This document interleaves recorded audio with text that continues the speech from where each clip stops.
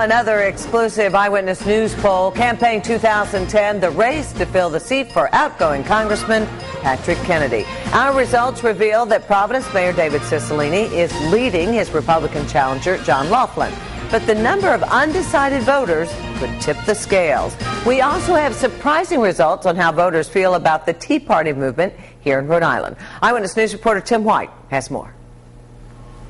We sampled 500 likely voters, 250 in each congressional district. And tonight we can tell you the two candidates hoping to replace Congressman Patrick Kennedy are going to have to work hard to win over independent voters.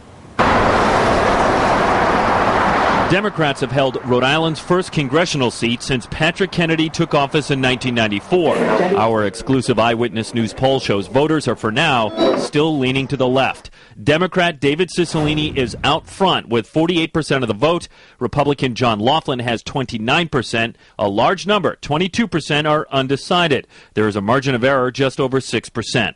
This tells me Cicilline has a commanding lead right now. However, if John Laughlin could raise some money, this could, and I use the word could, become a competitive race. Eyewitness News analyst and pollster Joe Fleming says there is a ray of hope for Laughlin.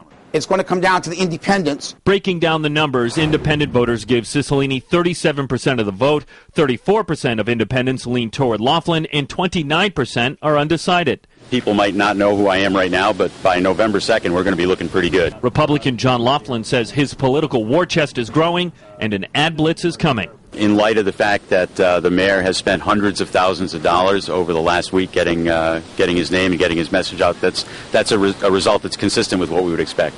Look, I'm going to continue to work to earn the votes of every single voter who's going to vote on November 2nd. And obviously independents who are undecided are going to be an important voting bloc that I'm going to continue to reach out to and speak to. Nationally, the Tea Party movement has had an impact on some congressional races. Here in Rhode Island, our poll reveals 46% of likely voters say they share the values of Democrats, but 18% say the Tea Party reflects their values. That's even more than the 15% earned by the Republican Party. 22% aren't sure. Joe Fleming says these numbers should have little impact on the race between Laughlin and Cicilline. It may have some influence on independent voters, but not to the point where it's going to turn the election.